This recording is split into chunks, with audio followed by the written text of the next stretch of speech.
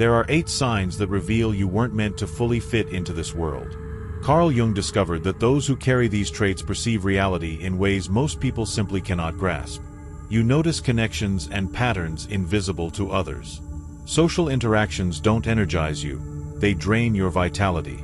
Figures of authority awaken a deep, instinctive resistance you can't logically explain. And perhaps most unsettling of all, conventional success feels hollow and meaningless, no matter how much you accomplish.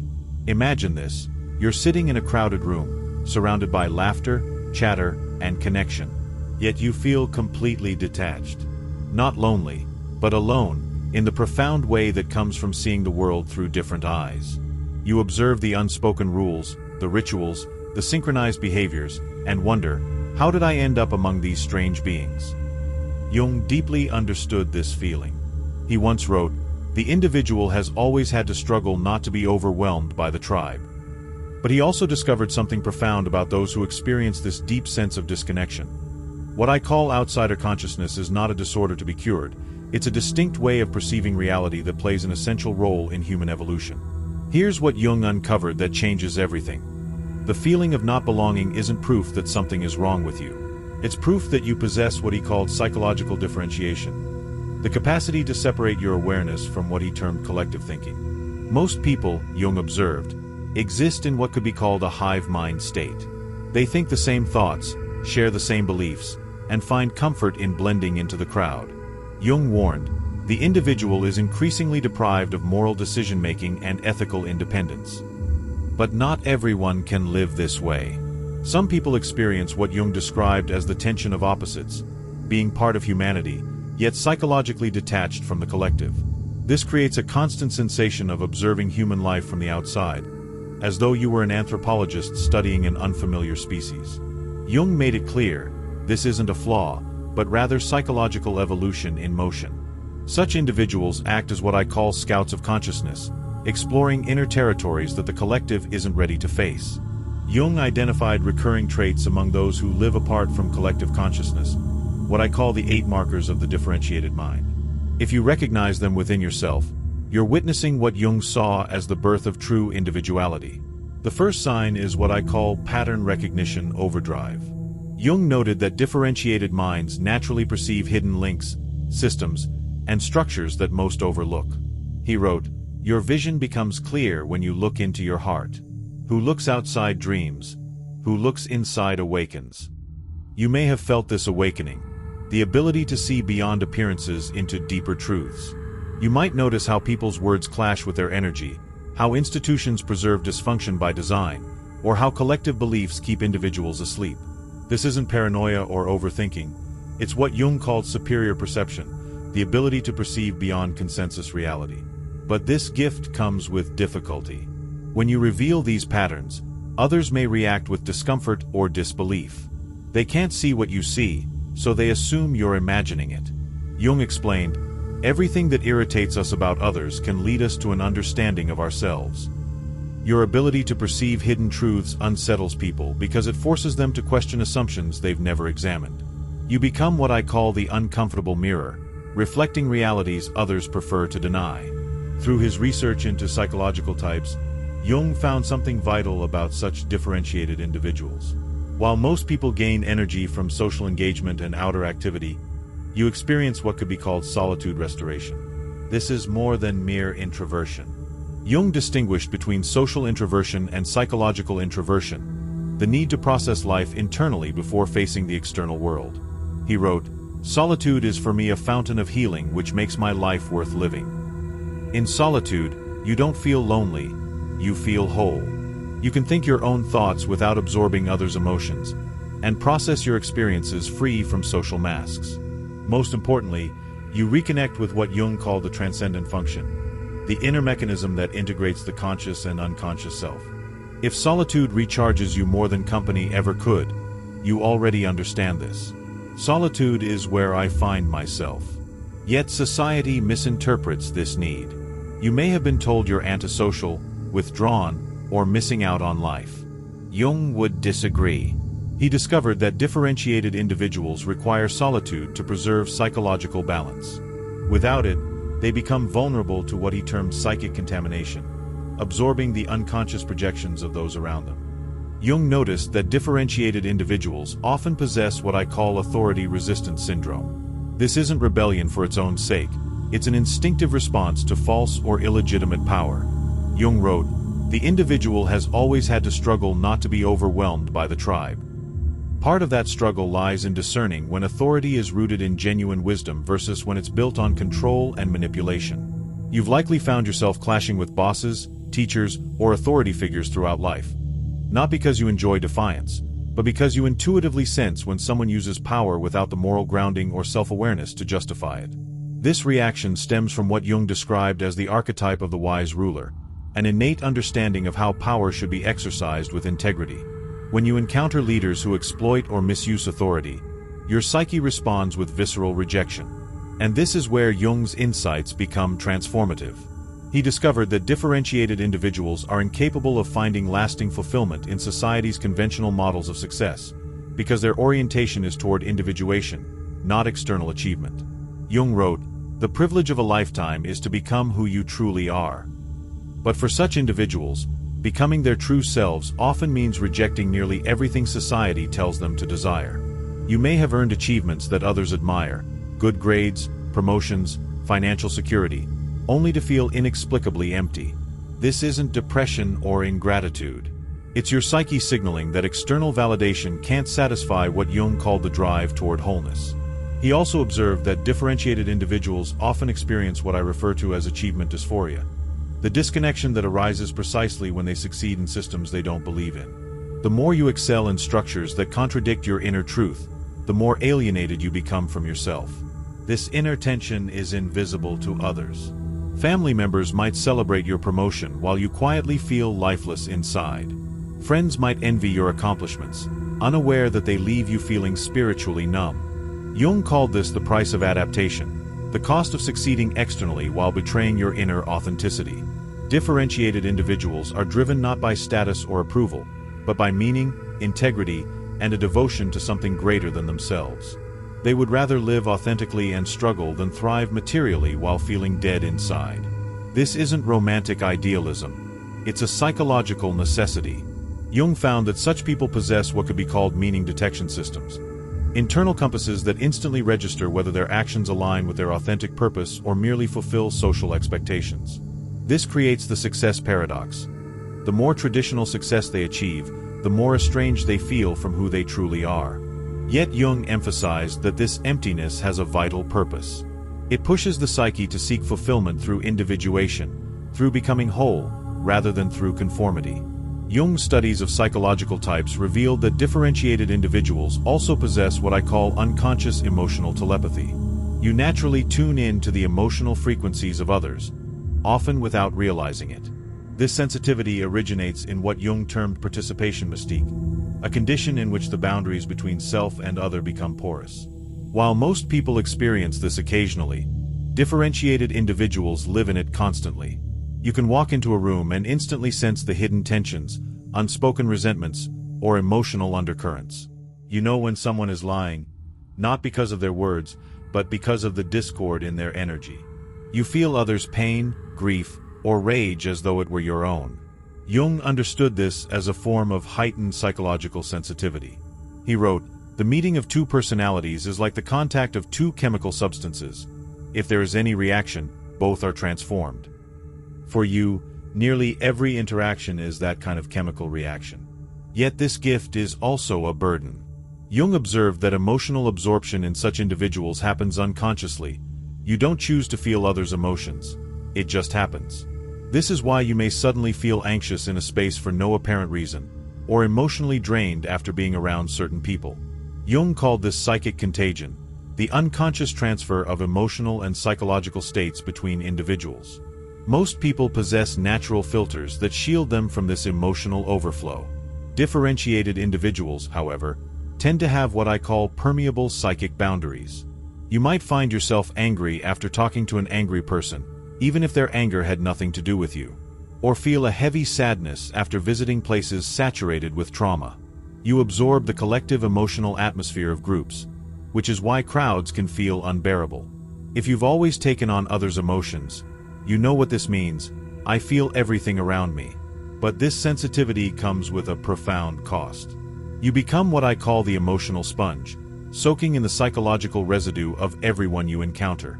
This is why social gatherings exhaust you. You're not merely managing your own emotions, you're processing everyone else's too. Jung recognized that learning to discern your own emotional state from absorbed energy is vital for mental health.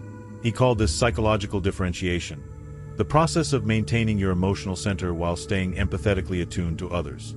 Jung also found that differentiated minds tend to think in what he described as symbolic language.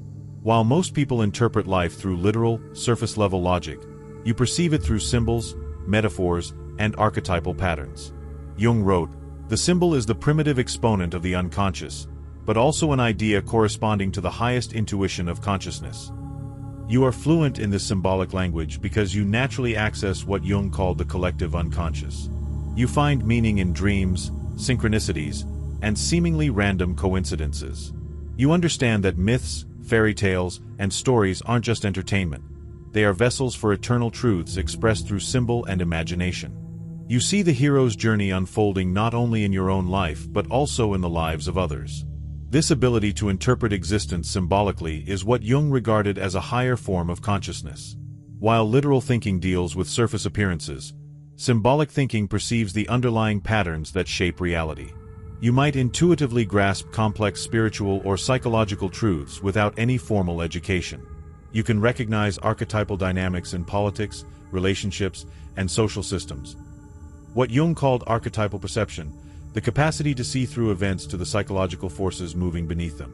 Jung made a vital observation about differentiated individuals. They inevitably pass through what he termed the encounter with the unconscious, periods of profound psychological upheaval that could destroy most people but instead lead to deeper integration and growth. He wrote, "One does not become enlightened by imagining figures of light, but by making the darkness conscious." Your path toward differentiation has required confronting aspects of yourself and reality that most people spend their lives avoiding.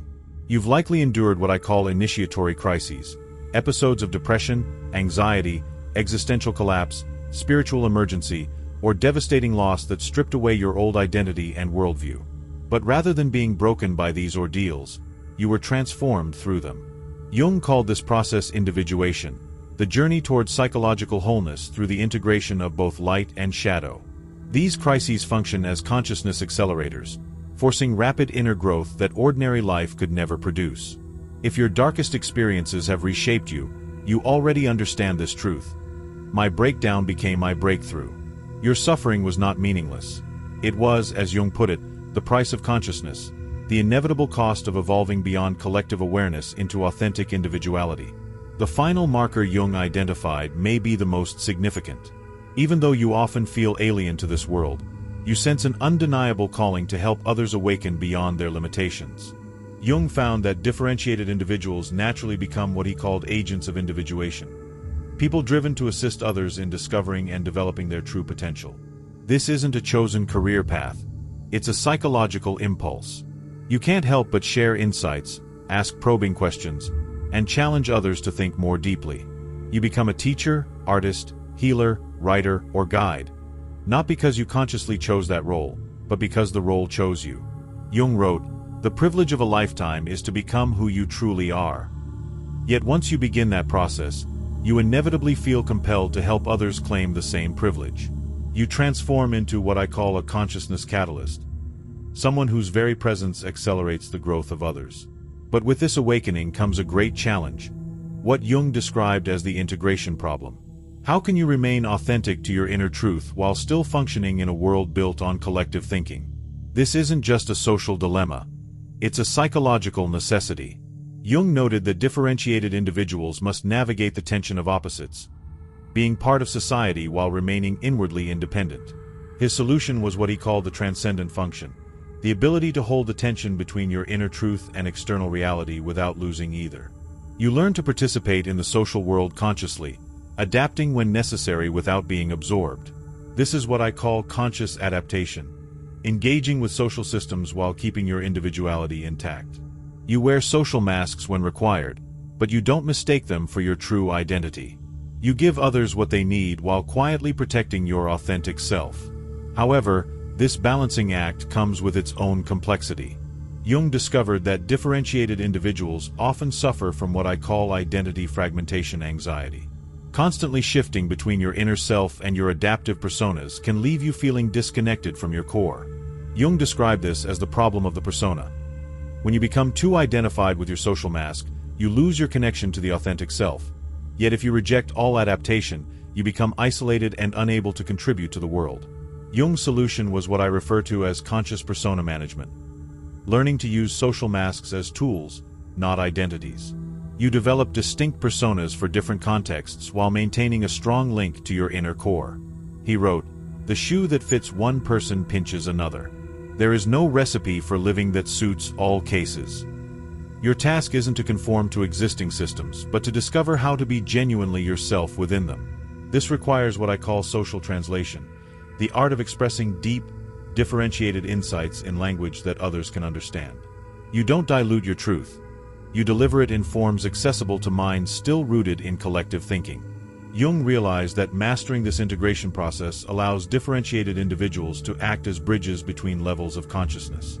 You become capable of what he called cultural participation without cultural absorption, contributing meaningfully to society while preserving your psychological independence. Jung believed that such individuals play a crucial role in humanity's psychological evolution, serving as the link between collective consciousness and the next stage of human awareness. What I call the role of consciousness pioneer. You are the scouts exploring psychological territories that humanity will eventually need to inhabit. While the masses maintain stability through conformity, differentiated individuals stretch the boundaries of possibility. You challenge assumptions, question limitations, and refuse to accept that the world must always remain as it is. Jung observed that every major leap in human consciousness was initiated by individuals who felt out of place in their present environment. They imagined possibilities beyond the current limits and had the courage to explore them. But here's what Jung understood about this evolutionary role that many overlook. Differentiated individuals do not choose their mission, they are chosen by it. You didn't wake up one day and decide to perceive patterns invisible to others or to sense emotions beyond ordinary awareness. These capacities arise naturally as part of what Jung called the collective unconscious seeking expression. Differentiated consciousness emerges precisely when humanity requires growth beyond its current state. You appear at moments and places where your specific form of awareness is needed for collective evolution. This is why you may feel out of sync with your time or place. Your consciousness is oriented toward the future of humanity, not its present. This evolutionary responsibility explains why your perspective often feels burdensome. Jung wrote, "The individual has always had to struggle not to be overwhelmed by the tribe." Your role as a consciousness pioneer requires you to maintain psychological independence, even when it leads to isolation and misunderstanding. Jung also observed that this pioneering function often operates through what he called synchronistic guidance, meaningful coincidences, intuitive insights, and repeated attractions toward people, ideas, or situations that accelerate both your psychological growth and your ability to support the growth of others. The loneliness you feel as a differentiated individual isn't merely personal isolation. Jung described it as evolutionary tension. You are holding space for possibilities not yet realized within collective consciousness. This tension can feel uncomfortable, but it is necessary for psychological evolution. You are not broken or deficient. You are what Jung called the growing edge of consciousness, representing humanity's potential to evolve beyond its present limitations. Your very existence demonstrates that such evolution is possible. One of the most difficult aspects of this differentiated consciousness is what I call the relationship paradox. You long for authentic connection, yet most people cannot meet you at the depth at which you naturally operate. Jung recognized this dilemma. The most terrifying thing is to accept oneself completely. Most people haven't done this inner work, so they cannot recognize or relate to someone who has. Relationships based on shared hobbies or casual interests may feel superficial. You crave bonds where ideas, emotions, and psychological growth are shared deeply. Yet these connections are rare because they demand commitment to consciousness rather than mere comfort. The solution Jung proposed is what I call selective intimacy, carefully choosing who you reveal your authentic self to, while maintaining compassionate yet bounded interactions with others. Jung also noted that differentiated individuals often experience what I term the creative imperative, an unstoppable drive to express their unique perspective through creative work. This need isn't about talent or technical skill. It's what Jung described as the necessity to give form to inner experience, translating consciousness into expression. Your differentiated consciousness naturally seeks expression, through writing, art, teaching, or any other creative form. Jung wrote, "The creation of something new is not accomplished by the intellect, but by the play instinct acting from inner necessity." Your creativity arises from this very necessity, a deep compulsion to share your unique perception of reality with the world. Even when others fail to understand or appreciate your expression, you cannot stop creating. It is how you process experience and offer your piece of insight to the vast collective puzzle of human consciousness. Jung discovered that differentiated consciousness often carries what I call natural spiritual awareness, an intuitive understanding of spiritual realities that transcend formal religion. You may feel connected to something greater than the material world without being able to define it precisely. You sense patterns of meaning, experience synchronicities, and feel guided by an underlying intelligence shaping existence. Jung referred to this as the religious function of the psyche, not organized religion, but direct spiritual experience. He wrote, "The individual has always had to struggle not to be overwhelmed by the tribe. Part of that struggle is preserving your direct connection to the divine rather than surrendering it to inherited beliefs. This spiritual sensitivity often leaves you uneasy with both rigid religious systems and materialistic skepticism. You know there is more to existence than what can be measured, yet you also understand that truth cannot be contained within dogma. And this, Jung would say, is the sign of a consciousness evolving beyond collective limits. Your sense of not belonging is not a flaw, it's evidence of psychological evolution in progress. You are not broken. You are developing beyond the consciousness of your time. The goal isn't to erase your differences or force yourself to fit in. Jung's path was integration, learning to honor your authentic nature while finding meaningful ways to serve the world around you. Your differentiated consciousness is both a gift and a responsibility. You see what others cannot see, feel what others cannot feel, and understand what others cannot comprehend. This gives you the power to act as a bridge between worlds, helping others evolve beyond their own psychological boundaries. Jung wrote, "The privilege of a lifetime is to become who you truly are." For individuals like you, becoming who you truly are is not merely personal fulfillment, it is evolutionary service. There are 8 signs you were never meant to conform to this world. If you recognize them in yourself, Jung would say that your sense of not belonging is proof of your importance to humanity's psychological evolution. You see patterns others miss because you are meant to be a guide. Social situations exhaust you because you absorb information others can't process. You resist authority because you recognize when power lacks wisdom. Conventional success feels hollow because your orientation is toward meaning, not status. You absorb emotions, think in symbols, transform through crisis, and feel compelled to awaken others, because you are what Jung called an agent of individuation, someone whose very existence accelerates the psychological growth of others. Your differentiated consciousness isn't a burden to bear, it's a gift to be shared. Jung's message would be simple. Stop trying to fit into this world as it is, and start helping it become what it could be. If you want to explore how unique psychological gifts can be both powerful and vulnerable, watch my video Final Warning to Empaths. They're feeding on your light, where I unpack Jung's insights on how sensitive individuals can protect their energy while serving their evolutionary purpose. Your journey of not belonging is, in truth, the journey of becoming who you truly are. And that path is not only personal, it is humanity's way forward. Thank you for walking this path of awareness with me. See you in the next dimension of consciousness.